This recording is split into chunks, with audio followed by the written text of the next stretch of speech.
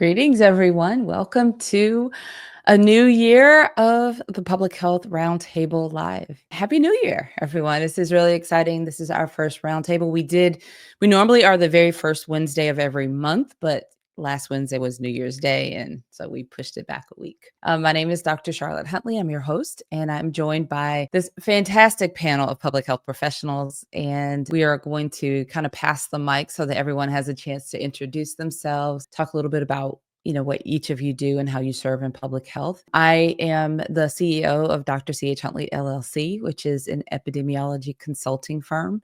We specifically get excited about serving BIPOC organizations or organizations that are leading and serving BIPOC communities. So we help them to communicate their health information or health data in plain language to the individuals within the communities that they serve. I slow that down to explain because it's something so important that we often will overlook. We put a lot of work into putting together these complex reports about diseases and other things that impact our health.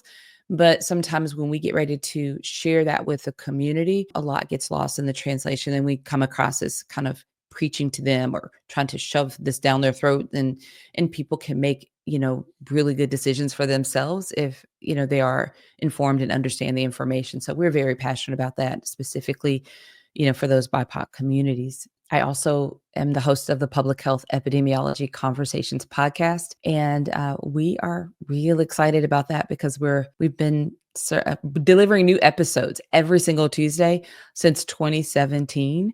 And the more that time passes, and now that we're into 2025, that is a long time.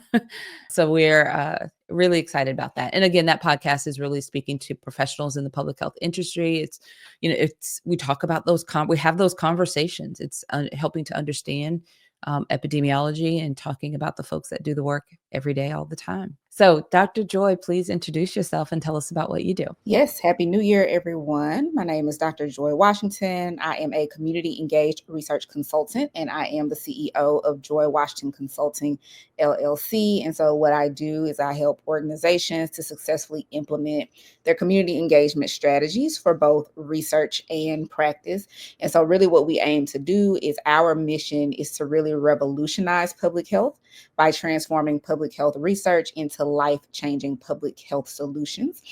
Because a lot of time, of course, in our work, we see that, great things are happening in public health. And a lot of times those things are happening in the walls of academia or the walls of these organizations, and it doesn't always get to our community. So we really want to make sure that we get these solutions to our communities, and we accomplish this by working with community-based organizations, nonprofits, public health organizations, health departments, to help them build those meaningful community partnerships, those sustainable community partnerships, conduct impactful research that has a positive impact. Be very clear about that. That has a positive impact. And then be able to use that information and that data to create data-informed solutions that are actionable and that bring joy to our communities. I am also the host of a podcast, the Public Health Joy podcast, which is a safe space where we have real conversations about creative and innovative approaches to public health research that is done with, for, and by our communities. Love that. Thank you for that introduction. Ericka Horne, please introduce yourself. Hello, Happy New Year, everyone. It is truly an honor to be here on the show today. I am Ericka Horne. I am the CEO and founder of Acuri Consulting, and I get the opportunity to work alongside faith-based organizations, nonprofit organizations, community-based organizations, and help them with program planning, implementation of whatever strategy they're trying to implement or health programming that they have in mind. And honestly, we do everything with solutions with you in mind. So however that looks for you, we will work with you to tailor the specific approach to make sure that we're actually providing services that are meaningful and impactful to the communities that we serve. Super excited to be here and looking forward to today's conversation. Thank you so much, Eric. I appreciate that introduction. And last but not least, Dr. Thelma Gamboa-Maldonado, please introduce yourself and tell us about what you do. Hi there, everyone. Happy New Year. I can't believe it's already 2025. I am Dr. Thelma Gamboa-Maldonado. It's such a pleasure to be here. Thank you, Dr. Huntley, for the invitation. So a little bit about me. I am a public health health consultant with over 18 years of experience in health education, promotion, program planning and implementation, and evaluation. And I also have experience in community-based research. So like my colleagues, all of you on this panel, I've also worked in various sectors in state and local government, public health, in academia, and I've also been part of CDC and NIH-funded community-based studies. I transitioned from that world to the world of entrepreneurship starting last year. My journey started around this time last year, and my focus continues to be on being community-centered and community-focused, but more specifically, I am centering on integration of community health workers into health systems, also integrating them into community-based research. So my transition has been from governmental public health and academia, and I'm now focusing more on working with health plans directly. So it's quite a shift. It's been quite a year. It's been a journey. So I'm love to share about it more as we go along in this program. Thank you. Thank you. That's a wonderful introduction. I'm excited for all of you to be here on this conversation. Our topic today, which is very fitting for January, kicking off the new year, is really about discussing and sharing what your public health priority is for 2025. And when I even framed this question, I knew that it would hit people, it would land very differently. We're in a very transitional political climate here in the US with the change of presidential administration and just all the things that go with kicking off the new year on top of that. So it means a lot of different things for everyone. I'm very goal oriented. All of you know this on the panel for sure. And if you watch us, so if you listen to the podcast, and you've been around me any period of time, you know that I'm very focused in that way. And for me, I'll kind of start answering this question, and then I'll pass it around for all of you to share your perspectives and what your priorities are for the year. I know that last year was very challenging for me, both personally and challenging professionally. We had a lot of growth in the business, a lot of shifts and changes, and then a lot of personal stuff in my life that had me just shifting and pivoting and trying to manage.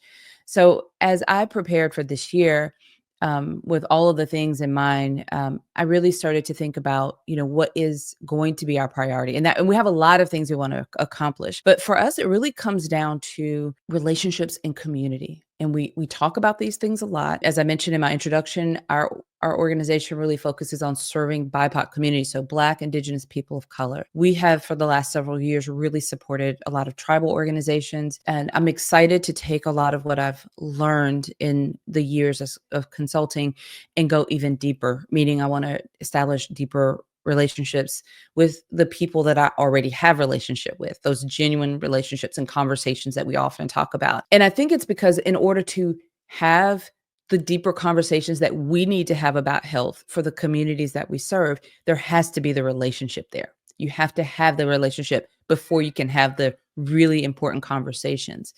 So a couple of things that we are doing to prioritize that, just to kind of give an idea with our podcast. And I mentioned that in the introduction.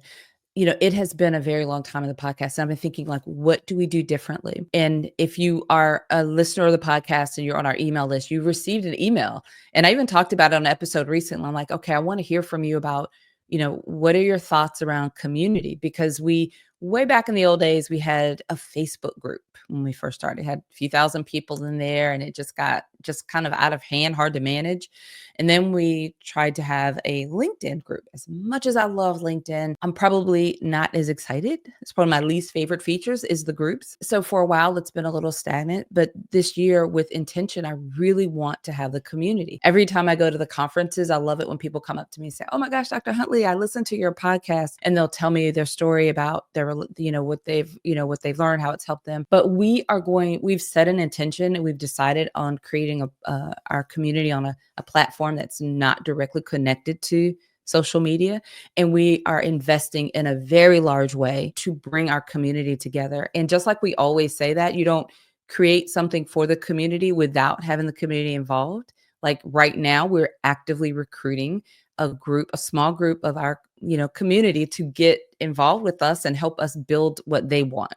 And so we're excited about that. That's one of the things that we're doing as we, dive into this year. And I think that is going to be helping us to accomplish what I really want in that part of relationships. And especially with what we have listeners from so many other countries outside the United States, this gives us the opportunity to really establish relationship with our community and have a place that we can create. So that's one of the things. I could go on, but I'm going to pass the mic because we're sharing this. But I'm excited about the sense of community as we grow into this year as a priority for our organization. So I'm going to pass this over to Dr. Joy in the same order that we kind of did our introductions. Throwing the question out to you, what is your public health priority for 2025? Well, I will say the last time we had the Public Health Roundtable, we talked about our words of the year, and my word was abundance. And so even as we are now in this just getting through this first week of 2025, one of the things that has come to mind for me is being prepared for the abundance, like actually being ready to receive the abundance. And that in public health, that's not a word that we use a lot. But when you think about it, we kind of talk about it in the sense of like a strength-based approach, right? Not focusing on the deficit, not always just focusing on the need, but focusing on the capacity, and abundance is part of that. And so as we kind of move into 2025, one of the things that happened for me last year is as a result of the presidential election, and we were feeling all the feels, right? It was, what do we do now? What do we do next? And the question for me was, well, how do we prepare? The abundance is not going to be lacking, but how do we prepare for the challenges that may be coming ahead because of the presidential election or the results of the presidential election, the transition of the presidential administration? And we are less than 2 weeks away, from this actually happening, from the presidential administration changing over. And so what my priority is for public health in 2025 is to help prepare my network, my colleagues, my peers, all of us who are public health consultants and entrepreneurs, is to find a way to support us in how we seek that abundance and prepare for that abundance in our communities, in our businesses, in our work, in our public health day-to-day lives. And so what we are doing, and what my primary priority right now is the Bracing for 2025 virtual summit for public health consultants and entrepreneurs. So what we are doing is we are gathering on January 14th and 15th to really support one another and learn, how do we prepare ourselves to thrive? Like, we want to thrive in 2025. Like, we do not want to be overwhelmed by the challenges that may come. We want to be able to brace ourselves. And the best way to brace ourselves is to stand together. So we're going to be coming together January 14th and 15th for the Bracing for 2025 Summit. And we're going to have, this is what I like to call a multi-million-dollar room. We have speakers and industry experts who have made millions in public health, no matter who was president, okay, from way back when. So we have to come together. We're going to be talking about the potential policy changes. We're going to be talking about DEI, diversity, equity, and inclusion. We'll be talking about, your businesses as far as finances, what that needs to look like. How can you pivot and shift and do different things? We'll also be talking about self-care, because that's part of the abundance mindset too. How do you take care of yourself during these times? So we are going to have a great time at this summit. If you want to learn from the folks who have made millions in public health, doing their own thing, doing their own business, being consultants and entrepreneurs, you need to be in this room, because this is the priority. If you are a consultant or entrepreneur, your business is your priority. Your community is your priority. So we've got to learn how to do that together. Oh, and I see, I'm glad we all put our MChess and chess in here, because we are offering chess and MChess continuing education credits for the summit as well. So that is my priority for 2025. Thank you. I get excited every time you talk about the summit. So thank you for sharing all of that. And I'm excited for the summit. And I know it's a scary move, but it's it's a great way of, you're a leader like that, regardless of whether it takes courage to push past the fear and do it anyway.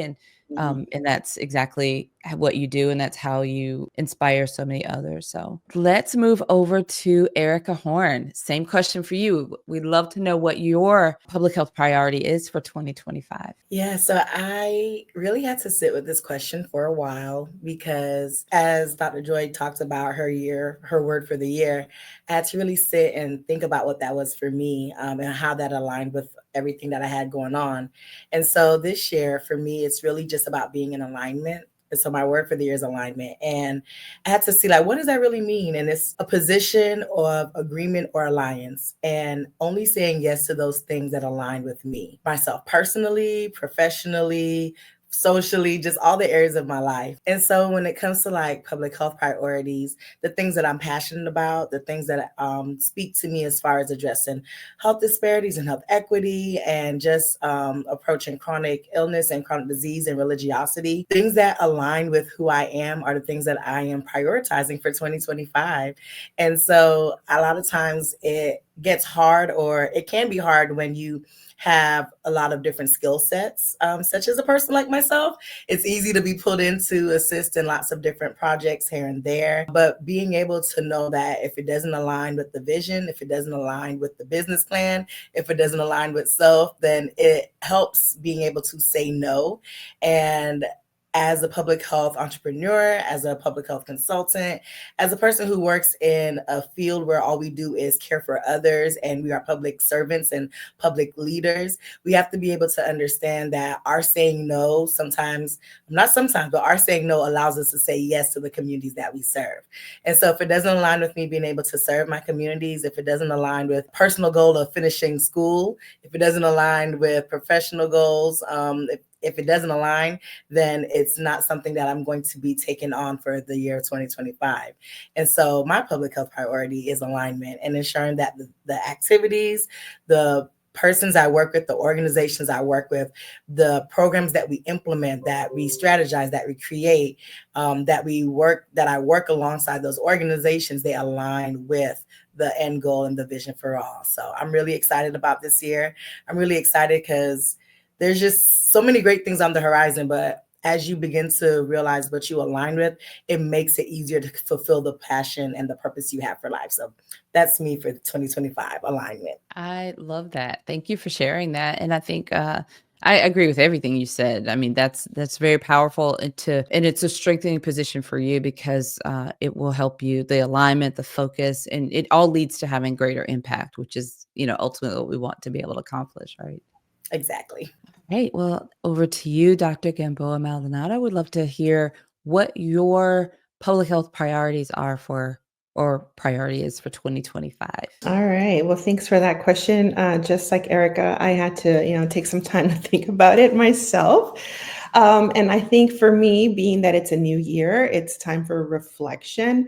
I had to look back at 2024 to see what my priorities were then and what was guiding my vision. And the word that I chose for last year was fearless, because I'm like, I have to just be fearless and jump into this and, no looking back. And I was able to accomplish that then, but I recognize now, looking back, that I wasn't 100% fearless. I don't even know if I was 60 or 50% fearless. There was a lot of fear involved, but I do have to recognize that I did make some changes. I was able to narrow in and on my focus area, which is working specifically with community health workers and different programming, and now connecting with health systems. I transitioned out of governmental public health, which was definitely difficult because then there's security that comes with that. But, it served its purpose for a time in my life, and I moved on. I started this journey of entrepreneurship with this group, and I'm learning so much from the different stages that everyone's on, and it really is an encouragement. And this idea of self-care and family care, in my reflection, I realized how important that is, because I was fearless and I jumped in and I did so much, but it took a toll. It took a toll on me and my family. And so for next year, 2025, centering on my self-care and my family's care is most definitely going to be a priority, because they are my cheerleader. And if I'm not well, then I can't do the work. So that's one thing. So moving on to next year, I thought, okay, last year my word was fearless. There was definitely a lot of fear involved, but now what's my word moving forward? And for this year, I'm centering on faith. I have a strong spiritual connection, so faith in God that He's going to walk me through the various, things that come my way. Also, fully transitioning from consultancy to entrepreneurship is one of my goals. Making it official, making this a real business. And I'm seeing how others have done it. So walking by faith, I will get there as well. Dr. Huntley, you mentioned about relationships and networking and partnerships. This most definitely is going to be something that I center on this year because with an 18-year career, you get to know a lot of people, you get to know a lot of systems, you get to know leaders in the field. And so identifying those leaders that I can connect with to move this work forward is going to be very important for me, as well as building the networks and partnerships with community-based organizations and communities. So because in partnership, we can do so much more.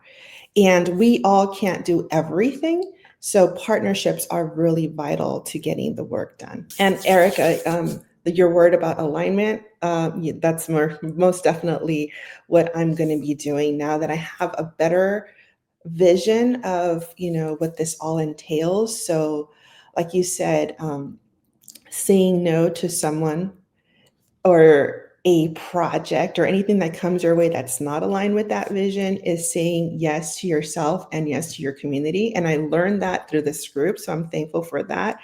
And I'm really starting to put that into practice.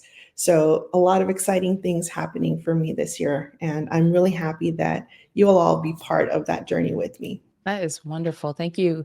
Thank you for sharing that. I love that you brought faith as a word for you, and it's a reminder. And I think what kind of listening to everyone in this doing this work, we're often, historically like the background folks in public health, right? When it's challenging, it's even harder to continue in a sense. But we're here because we're called to this work. We care about a community, a cause. We can't individually solve and fix everything, but collectively coming together, supporting each other in our focus, and doing the work that we feel called and led to do is really important. And how we take care of ourselves is everything. I refer back to I delivered the keynote for the Black Caucus of Health Workers Awards Gala at a few months back, and Ericka, you were there, of course. That's the part that you're a leader in that organization, in that group. But part of what I shared there was a reminder, speaking to a whole room of leaders, the reminder of the importance of self-care, because we often are, as you said, Ericka, not thinking about ourselves first. But we absolutely have to do that in order to continue to do this work, the public health work, serving our communities, advocating, educating, all the things that are important and necessary. So I think it's a bit of what everybody has talked about on this panel, kind of rolled up into whatever the one thing we could name it would be, what we would want to share with everyone. So I will just pass back around one more time give you all the opportunity to share any final thoughts as we begin to wrap up the conversation, which has been really insightful to hear and to be a part of. So Dr. Joyee, any final thoughts from you? I'll say I really appreciated Dr. Thelma and Ericka's words as well. I'm a person of faith is also. So definitely hearing how all of our priorities align with each other, and with all the different changes and challenges that we may anticipate in 2025, we don't have any reason to be scared. Of course, fear comes along, right? That's a natural human reaction, but the response to that is to get prepared. You ain't got no reason to be scared, but you got every reason to get prepared, right? So even when those feelings come up, your priority is to always figure out, how do I prepare myself? How do I equip myself with the things that I need? And I think that's one of my word last year was exponential growth. And I said the same thing then. I wanted to be prepared for the exponential growth. And there were challenges, of course, but really focusing on how do I prepare myself that helped me a lot. And leaning on my faith, leaning on saying no to things is all part of the journey. So I appreciate the conversation. Once again, if you want to come to the summit, it will be an amazing opportunity to connect with like-minded professionals who are all working to prepare for 2025 together. Wonderful. Thank you for that. And I would just add, even if you happen to watch this and the summit has already passed, I encourage you to still connect with Dr. Joy, because I'm pretty sure there's going to be a whole lot of takeaways from this event, and it may lead to something else. So there'll be an opportunity for you to be a part of whatever may be coming next. So over to you, Ericka. Love to hear any final thoughts you have and you'd like to share. I enjoyed today. I enjoyed being able to listen to what everyone's plans are. I too resonate with all the words as a woman of faith, as a minister of the gospel of Jesus Christ myself. So I definitely take that in with everything that I do, and just making sure and just thinking about how from last year, my word was intentional. And so it started off last year, just intentional things to make sure I'm positioning myself.